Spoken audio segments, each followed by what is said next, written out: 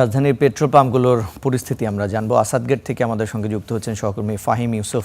ফাহিম, সকাল থেকেই আপনি আমাদেরকে এই জ্বালানি তেলের পরিস্থিতি সম্পর্কে জানাচ্ছেন। এখন যেখানে আছেন সেখানে আসলে কত সময় অপেক্ষা করতে হচ্ছে গ্রাহকদের, এবং চাহিদা অনুযায়ী তারা তেল পাচ্ছেন কিনা জানাবেন। রিশান, আমি এই বর্তমানে রয়েছি আসাদগেটের একটি পাম্পে। এখানেও কিন্তু গ্রাহকদের দীর্ঘ সময় অপেক্ষা করতে হচ্ছে, বলা যায় প্রায় 3 থেকে 4 ঘন্টা অপেক্ষার পর প্রতিটি বাইকার যারা রয়েছেন তারা তেল নিতে পারছেন। আর গাড়ির ক্ষেত্রে কিন্তু সে লাইন আরও অনেক বড়। রাজধানীর শ্যামলী পর্যন্ত কিন্তু এই যে আসাদগেটের যে লাইন সেটি অনেকটা বেড়ে গিয়েছে। তো তাদের এখানে এসে তেল নিতে প্রায় সময় লাগছে 4 থেকে 5 ঘন্টা। কিছু কিছু ক্ষেত্রে প্রথম দিকে যারা এসেছিলেন ভোরে তাদের কিন্তু 6 থেকে 7 ঘন্টা অপেক্ষা করা লেগেছে। তো সব মিলে যদি এখানকার পরিস্থিতি বলি, এখানে কিন্তু রেশনিং করেই তেল দেওয়া হচ্ছে আসাদগেটের প্রতিটি পাম্পে। এখানে বাইকের জন্য 500 থেকে 600 টাকা, যে সকল ফিলিং স্টেশন রয়েছে বিভিন্ন ফিলিং স্টেশনে বিভিন্নভাবে তারা সীমা বেঁধেছেন।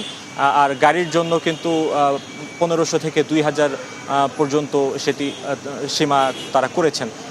তবে গ্রাহকদের মাঝে আমরা যেটি দেখতে পেয়েছি, তাদের যে বাড়তি ক্ষোভ, তারা বলছেন যে দীর্ঘ সময় অপেক্ষা করে এতটুকু তেল তাদের আসলে যে প্রয়োজনীয় জ্বালানি সেটি কিন্তু এই যে এত সামান্য জ্বালানিতে কিন্তু তাদের হয় না। তারা বলছেন যতটুকু প্রয়োজন তারা ততটুকু পাচ্ছেন না। তবে সব মিলিয়ে তাদের মধ্যে একটি বাড়তি যে আশঙ্কা, তারা বলছেন যে ভবিষ্যতে আসলে কোন পর্যায়ে যাবে এই যে জ্বালানি সংকট। সরকার যেহেতু বলেছে যে জ্বালানির কোনো সংকট নেই এবং পর্যাপ্ত মজুত রয়েছে, কিন্তু গ্রাহকদের মাঝে কিন্তু যে মাঠ পর্যায়ের যে বর্তমান পরিস্থিতি সেখানে কিন্তু তার ন্যূনতম কোনো প্রতিফলন আমরা দেখতে পাচ্ছি না।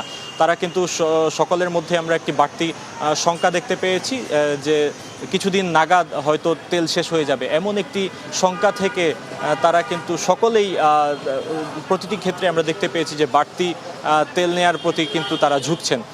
সে অনুযায়ী কিন্তু বাড়তি চাহিদা তৈরি হয়েছে। আর বাড়তি চাহিদার ফলে কিন্তু প্রতিটি পাম্পে আমরা দেখতে পেয়েছি যে জ্বালানির এক ধরনের সংকট তৈরি হয়েছে। তো পাম্প মালিকরা বলছেন যে এখন পর্যন্ত যে পরিমাণে সরবরাহ তারা পাচ্ছেন সেটি কিন্তু তারা আসলে মাঠ পর্যায়ে তারা গ্রাহকদের সেই সেবা দিতে পারছেন না। তো সেই জায়গা থেকে তাদের সরকারের প্রতি এক ধরনের আহ্বান, যত দ্রুত সম্ভব এই জ্বালানি সরবরাহ কিন্তু পূর্বের মতো আরও বাড়িয়ে দেওয়ার এক ধরনের আহ্বান তারা জানিয়েছেন। এবং গ্রাহকদের কাছ থেকেও কিন্তু যারা অবৈধ মজুতকারী রয়েছেন তাদের বিরুদ্ধে ব্যবস্থা নেওয়ার এক ধরনের আহ্বান তারা জানিয়েছেন সরকারকে। এই ছিল আমার কাছে জ্বালানি তেল নিয়ে সবশেষ তথ্য। ফাহিম, আপনাকে ধন্যবাদ।